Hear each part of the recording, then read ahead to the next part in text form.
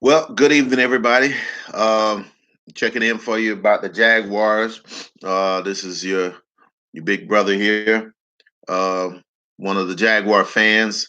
Like I say, I just want to start out by saying I love the Jaguars. They've done a lot of great things for our community. They're a special part of the Jacksonville family. But right now, and I have some. It just man, I don't know where to start. The bottom line is, once again, they suffer another loss, 42-20 to the Tennessee Titans. Now, the Jacksonville Jaguars came into the season with a lot of promise. And at the beginning of the season, if you go through the beginning of the season, first of all, there were some telltale signs from the preseason. We lost every single preseason game, and it wasn't even seeming like, even though it was more or less like the season was on the line, that the coach had any type of sense of urgency in the preseason.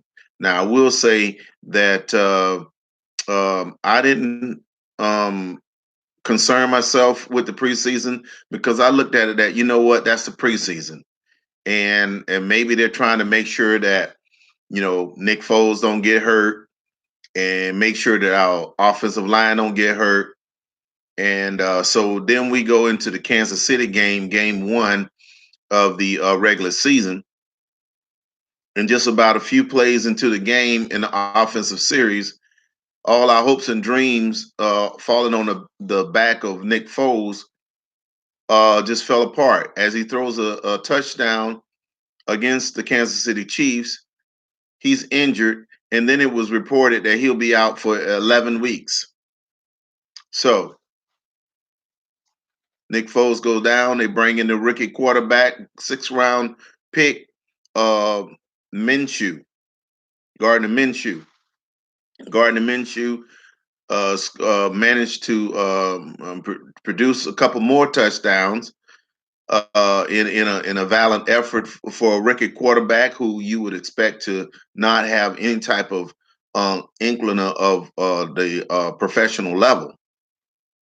Then it became a more um, and a lot of excitement was drawn around Minshew going into game two. Um, Another loss that we probably should have won. Minshew he brought us back all the way down to the goal line, and a decision for and actually had a touchdown score with seconds left on the clock. The coach decided, well, I believe a minute, less than a minute left on the clock. Coach decides, instead of tying the game at 13-13 with the possibility of going to overtime with just so many seconds left, Coach Doug Marrone goes for it.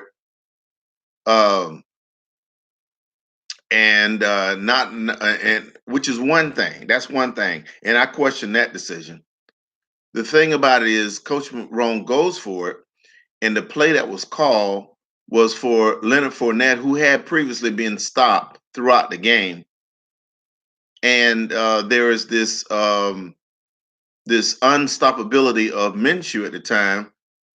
Instead of him allowing Minshew to run a play, he gave it to Leonard Fournette, who was stopped at the goal line, which means the Jaguars, instead of being tied 13-13, now they were down 13-12. Well, that's how the game ended.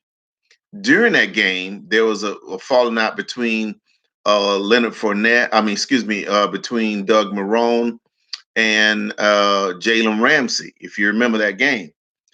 And Jalen Ramsey was pointing out the fact that it's the Houston game I'm talking about. And then Jalen Ramsey was pointing out the fact that he had identified the a poorly officiated call, that, and he wanted the coach to kind of have his back on it, so he called it out. I mean, it was recorded in previous videos. If you look on YouTube, there's videos where Coach, even on the Jaguar website, where Coach Doug Marrone says This is your team. This is your team. You in charge of this team. This is your team. That's what Doug Marrone told. He That's what he told Jalen Ramsey. So in that, I mean, Jalen Ramsey goes and asks him if he could go ahead and pull a flag on this. Coach didn't want to do that. He said he got his protocol. So I mean, it goes into this big argument thing. So he just let the play go, and so it was more or less a perceived disrespect of something that you created, Doug. Now you the one created that scenario. Then after the game, after that game, there was some dialogue in the locker room where later on there's a meeting between Jalen Ramsey and a couple of people in the front office where Tom Coughlin apparently said some inappropriate things to Jalen Ramsey and cause him to go and put on the field that he is going to be leaving the team. So in lies the beginning of the challenges that we had, and this goes into game 1 and 2. We managed to win a surprising game against Tennessee Titans in Jacksonville Thursday night, and then we went on more or less a up and down, where at one point we were 4-4 with promise, and at 4-4 we were braced for being able to go and to London to play against Houston, and more or less in a revenge game. No Jags fan at least saw this coming. No Jags fan saw this coming. They would go into Houston. I mean, they were going to London, where the Houston Texans have never played at, and the Jacksonville Jaguars have played at, and they would take on the Houston Texans, a team that they nearly beat earlier in the season. And they would, by the way, a Houston team that's pretty much banged up, missing key starters in the game. And I believe with no, they had a regular quarterback, but they were pretty banged up. So the Jaguar goes into the Houston game with a lot of promise. I believe even favored to win the game. Not only did they not win the game, but they were blown out. They were blown out. In fact, yeah, they were blown out, and there was the discussion at the time how Nick Foles is doing better. I mean, yeah, his health, and so therefore he will be coming back after the bye week. And so Jacksonville Jaguars, what they wind up doing is they wind up not trying not to more or less focus on that. They tried to distance themselves from what they eventually wind up doing. And so Minshew, he didn't play that well in that game, but neither did a lot of the other components in the for the team. And one glaring thing that has been we've noticed is that everybody seemed to be able to run on the Jaguars now. And once again, it happened in that game, and it continues to happen. So Jacksonville gets a bye. Yeah, they missed the opportunity to take over first place. In fact, they propelled Houston to first place by losing to them in London. Then Jacksonville Jaguar goes on a bye. We figure they have 2 weeks to get ready for the Colts. 2 weeks. So the Jaguars got promised. They got a new quarterback coming in.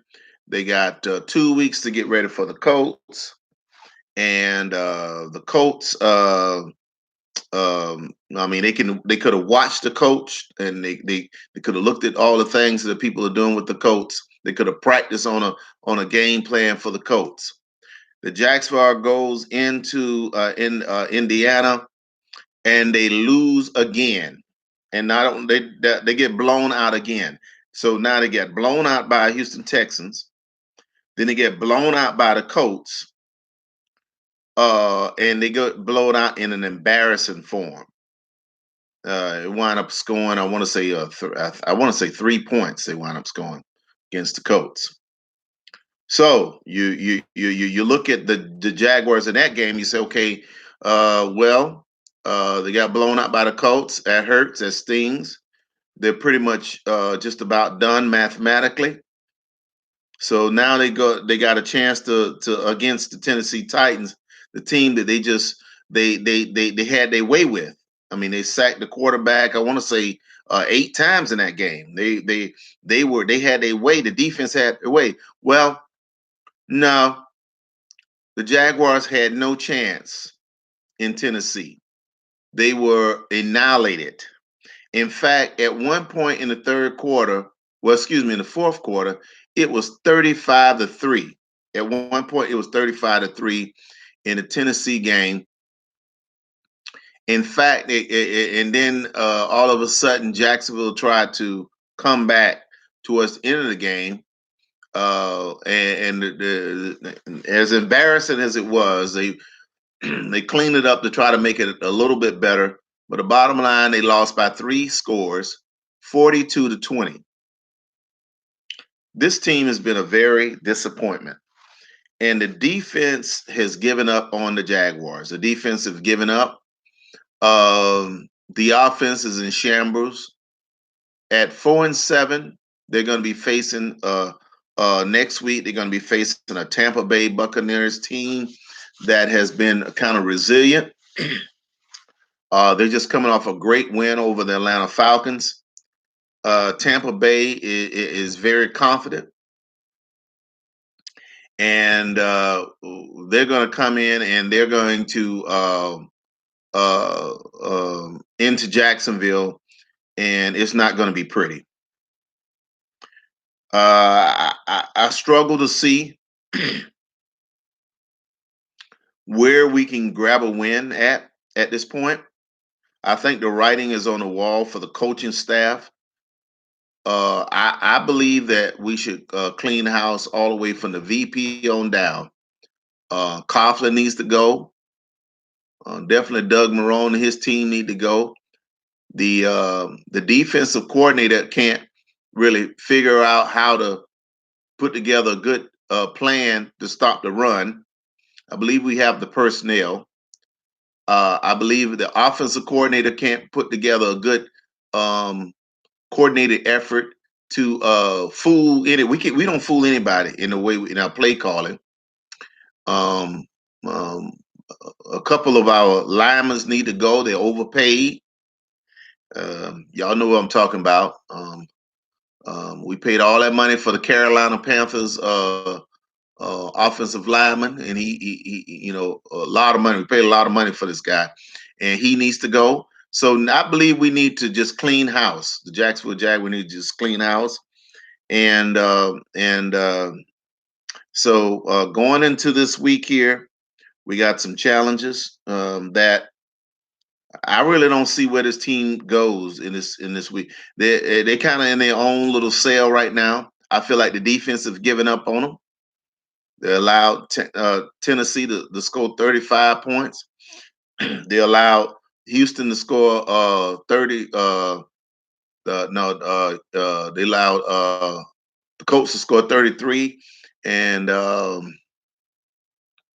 believe 27 for Houston. Bottom line is they've given up a lot of points, and we can barely get over a touchdown. This first game that we've got over a touchdown in within about 5 or 6 games. Jacksonville's in trouble. This is going to be an ugly season. At 4-7, it could actually realistically go. They could really realistically go 4-12, but I don't know what to say, man. I don't know what to say. All I can say is another poor coaching effort. Now I believe now you put any other coach in there. Well, I say any other. You put some of the better coaches in there for the NFL, and you probably get a different result with these young players here in Jacksonville. The problem is that this upcoming year, the Jaguars got some problems with their players. I mean, they got some young pieces on offense, and I was listening to some of the commentators from the ESPN, and also from the local Jacksonville stations, sports stations. Was it 1010 XL? And one thing I'll point out that some of the local people are saying, and I think this do have some good points about it, is that we need to be more of an offensive minded team and not a defensive minded team. I think we done lost our we're struggling with our identity. I think that was stated today by 1010XL, one of the commentators that was commentating the game for the radio personality that was commentating the game for the Jaguars. But we need to go offensive minded and not defense. Right now, we don't, and I think that's what cost us a trip to the Super Bowl against New England, is that we were focusing on trying to not lose instead of trying to win, and that's the reason why New England got beat by Philadelphia.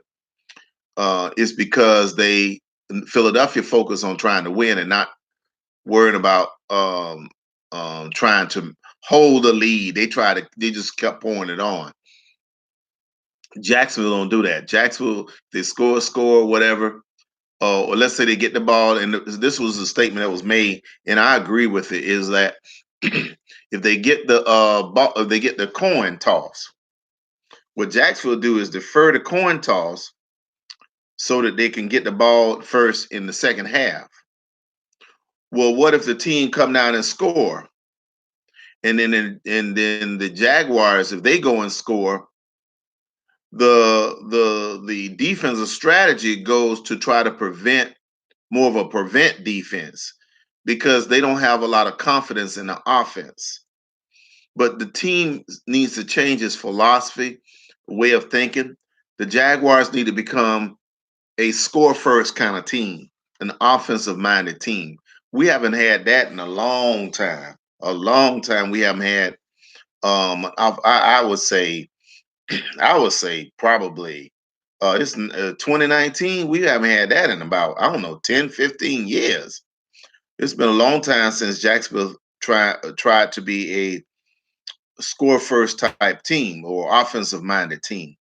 It might be all the way back to the days of Mark Bennell and company. But anyway, so that's enough for me for this game here. That's kind of my overview of the Jaguars, the season, this game. Um, I see the writing on the wall. Pretty much, I don't believe that the Jaguars will win no more than two more games, possibly this game. This Tampa Bay game is a trap game, because they're not really that good, but Jaguars is not that good either. So, but Tampa is coming off of they're improving, and I like what UCF Jag said earlier. A lot of teams are trying to, they're getting better this time of year.